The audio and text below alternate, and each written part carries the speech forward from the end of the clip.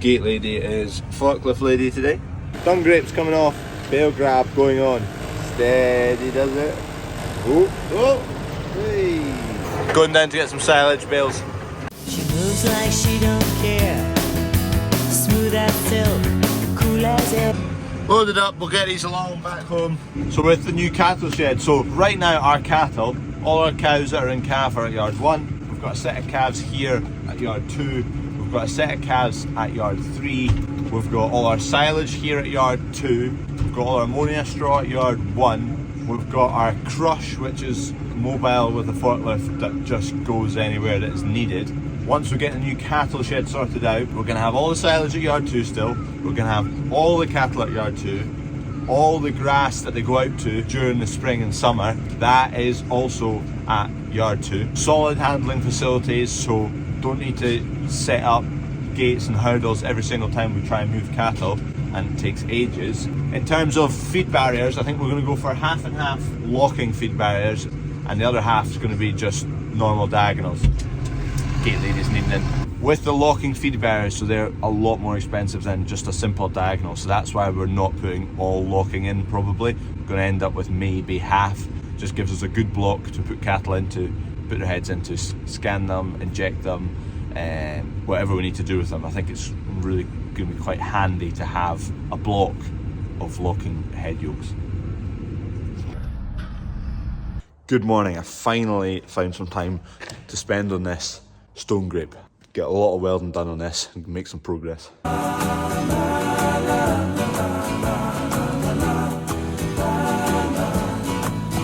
Whoops, just melted the back side of my glove.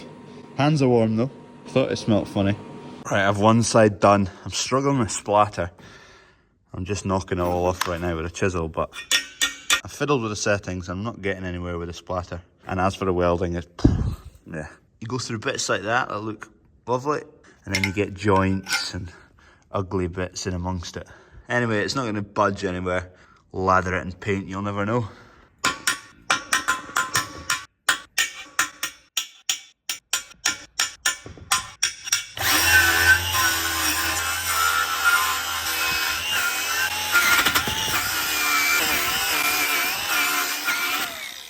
I'm just not welding enough to get any consistency. Like, it's not bad, it's like everything's a solid 7 out of 10, but I've run out of talent. Like, look at the comparison. That, lovely. That, not so lovely. Dad's went and fetched this old forklift. I've got a new latch for it here. This needs to go on somewhere here. The bracket it mounts onto is also squint and wonky. The hinges in here have bent a wee fraction as well. We're gonna have to fiddle about with this. Doesn't want to close at the moment because these hinges are a wee bit bent. They need like flattened off a wee bit. How I'm going to do that, I'm not sure. Hit it with a hammer.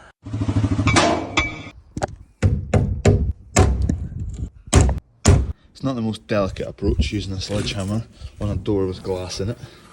I don't mind hitting that with a hammer, but the hinges here, I think if I did hit them there it would flatten them off, but I don't want to. I'm going to take this wee clip at the top, take that pin out hopefully, get the door off, and then some way of straightening that out.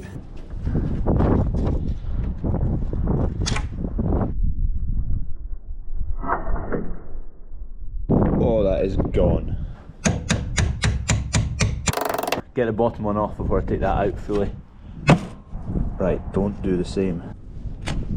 That's how you do it. Should have done that the first time. Oh, it's a bit more solid.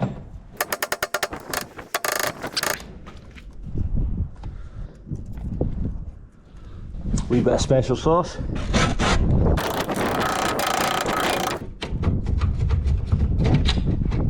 Just stiff as old boots. Stiff as old boots, I like it.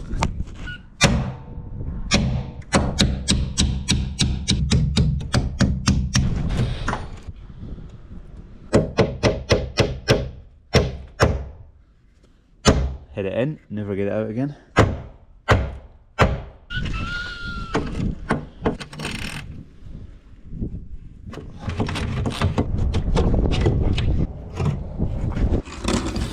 Get the adjustable hammer, see?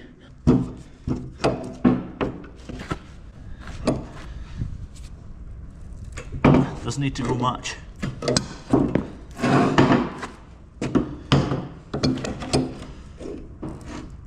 almost there.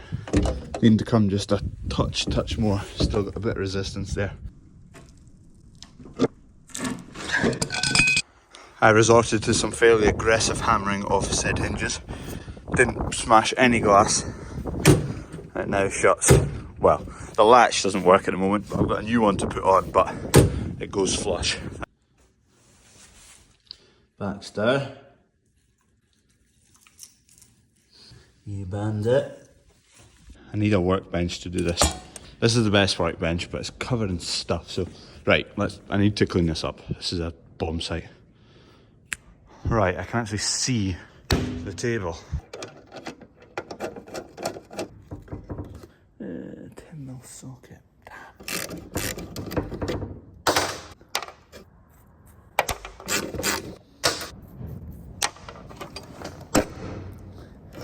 That's it.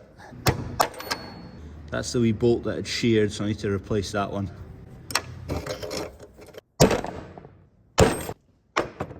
Straight as an arrow. It's alright, Stevie's watching.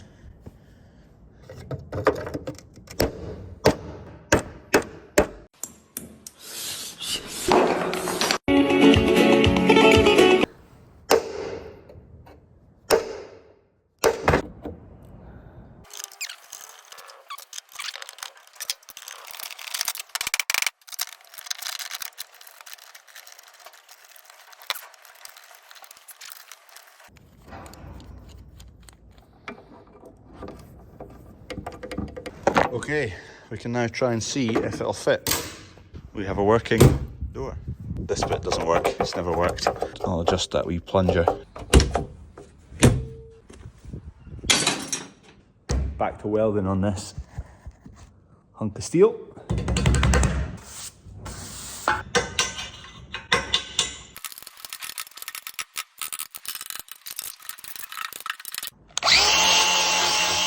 Should have safety glasses on with this. These are lethal.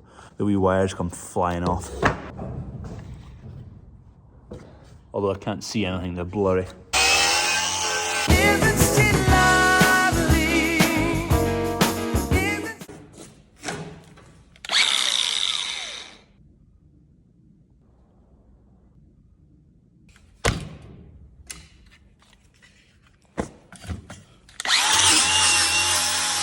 Kev's got a couple stones needing pulled out, so I'll nip up and do that, which I'm quite glad of because I need a bit of fresh air after a couple of hours of welding.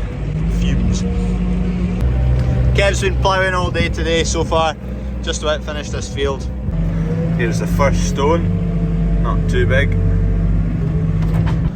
Stone number one, just need to put the tines in a bit. Just spoke to Kev there, so the Lemkin boy been out in the cab for an hour or two with him. He actually only adjusted something about 1 centimetre, so Kev must have had it fairly well set before that. As for stones, we've got a couple there, nothing too major. This beam is done. There's a couple of not bad welds came out of there in the end. I'll show you my worst seam and I'll show you my best seam, and there's everything in between all that. This is probably my ugliest. One of these two is my ugliest looking. Quite a few kind of stop-start splodges and rough bits and splatter and all over. Same with that one. Those two are fairly similar. They're my worst ones. This is definitely my best one. Pretty clean, not much splatter at all. It's got good penetration, but it's not undercut anywhere. It just takes ages to get the settings bang on. A good welder will do a few inches of welding and they'll have their settings fine-tuned bang on. It takes me a lot of welding to get the settings bang on. This piece of steel is going up there, as long as I don't drop it all. This side's not welded in, this side's tacked in. Just need to be a wee bit careful, don't drop it on my head.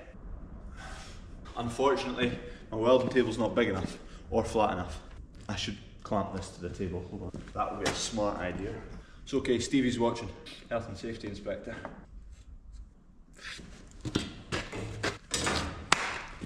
I'm going for it.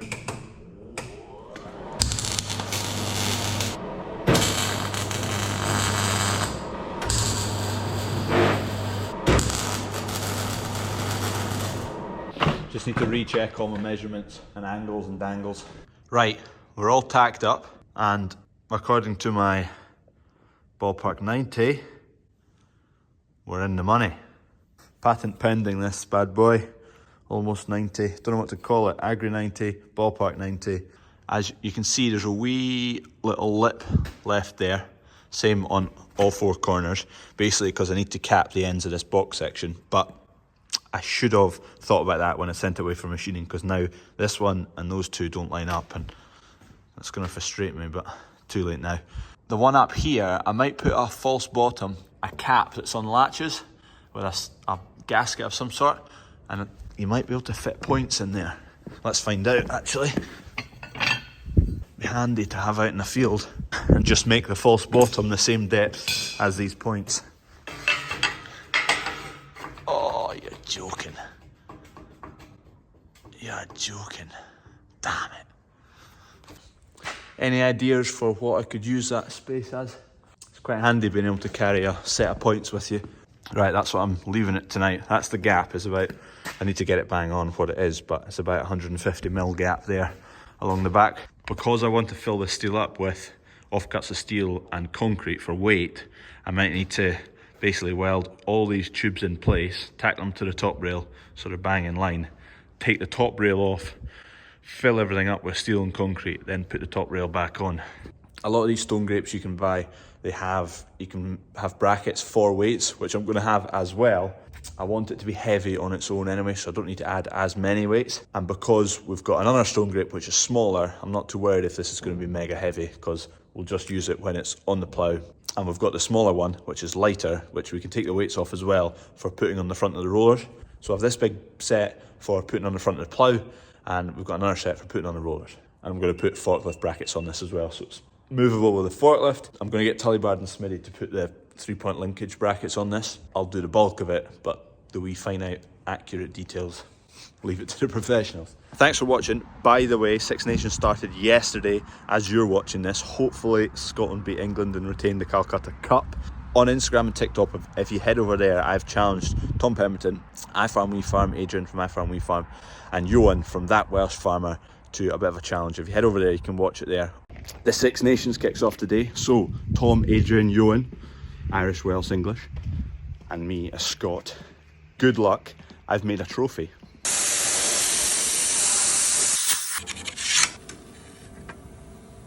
If you back your team to win, then you're in the chance to win this coveted trophy. What a beast. Also, the loser has to buy the other three 1 pint at least of the good stuff. The winner gets sent the trophy. And that's okay for me, because I won't have to send it anywhere, because Scotland will win. The Welsh are looking lacklustre. The English, they're out of management. They're all over the shop. And the Irish will just have to come lucky, I hope. Good luck. Also, Johan from Wales, That Welsh Farmer, search for that on YouTube. He just started his YouTube channel, so subscribe to him. You'll see sheep, you'll see hens, you'll see cattle, you'll see good crack, and hopefully you'll see Wales below Scotland in the Six Nations table. Anyway, thank you very much for watching. If you're not already, please subscribe. We're just about at 13,000. Come on.